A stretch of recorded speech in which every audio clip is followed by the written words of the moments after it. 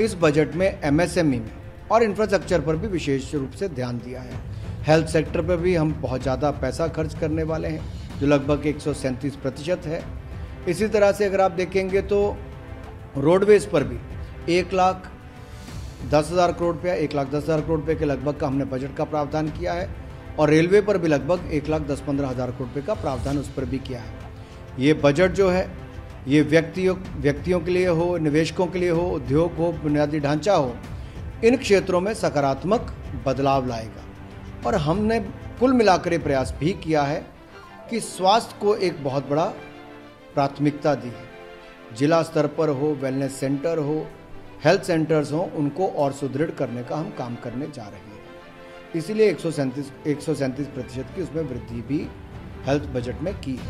और वैक्सीन के लिए 35,000 करोड़ रुपए का अलग से प्रावधान किया गया और माननीय वित्त मंत्री जी ने ये भी कहा है कि अगर और भी आवश्यकता पड़ेगी हम और भी इसमें प्रावधान करेंगे। इस बजट का नाम है धोखेबाज बजट। ये बजट का सार है धोखा, ये धोखे पर आधारित है।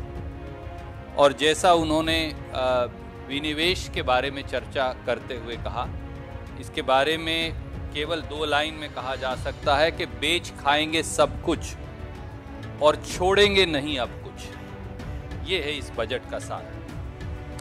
इस बजट ने गरीब को धोखा दिया, नौकरी पेशा लोगों को धोखा दिया, मजदूर, किसान, छोटे उद्योग को धोखा दिया और उन सांसदों को भी धोखा दिया जो वित्त मंत्री के बजटीय भाषण को सुन रहे थे। जो चीजें देश की सुरक्षा और अस्मिता के लिए आवश्यक थी, उनकी चर्चा तक वित्त मंत्री ने नहीं की। उदाहरण के तौर पर आपने देश की राष्ट्रीय सुरक्षा से जुड़े डिफेंस बजट के बारे में कहा। डिफेंस बजट में एक फूटी कौड़ी भी नहीं बढ़ाई गई।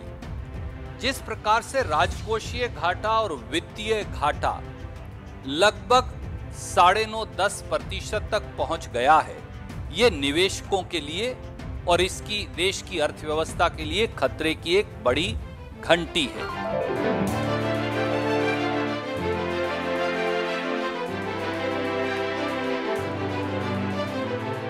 मुझे लगता है शायद बजट ना उन्होंने ढंग से सुना, ना उन्होंने ढंग से पढ़ा। जब तक चीन की वो बात करते हैं, शायद उनको उनके अपने परिवार का इतिहास पढ़ना चाहिए कि चीन के साथ उनके परिवार के कैसे घनिष्ठ संबंध रहे। ये भी कहना उचित है कि प्रधानमंत्री अगर देश के जवान के साथ दिवाली जैसा पर्व मनाते हैं, जिसमें देश के प्रतिनिधि बन के वो देश की फौज को ये कहते हैं कि उत्सव के माहौल में हम भी बॉर्डर के साथ आपके साथ खड़े हुए हैं, तो मुझे लगता है ऐसे देशव्यापी कहीं ना कहीं एक धारणा या फिर एक फीलिंग को व्यक्त करने के लिए जो प्रधानमंत्री जी जाते हैं, उसकी अवहेलना अगर राहुल गांधी करते हैं तो मुझे लगता है बड़ी बचकाना पॉलिटिक्स है। मुझे लगता है हर देशवासी को गर्व होता है। उत्सव का माहौल वो होता है, दिवाली का पर्व वो होता है जिसमें हर देशवासी अपने परिजनों के साथ होता है। अगर देश के प्रधानमंत्री ये कहते हैं कि मेरे लिए सरहद पे खड़ा वो सैनिक मेरा परिवार है, तो इससे किसी को भी आपत्ति नहीं होनी चाहिए। लेकिन आपत्ति निश्चित रूप से उनसे होती है, उनकी होती है जो ओछी राजनीति में विश्वास करते हैं, जैसे कि श्री राहुल गांधी।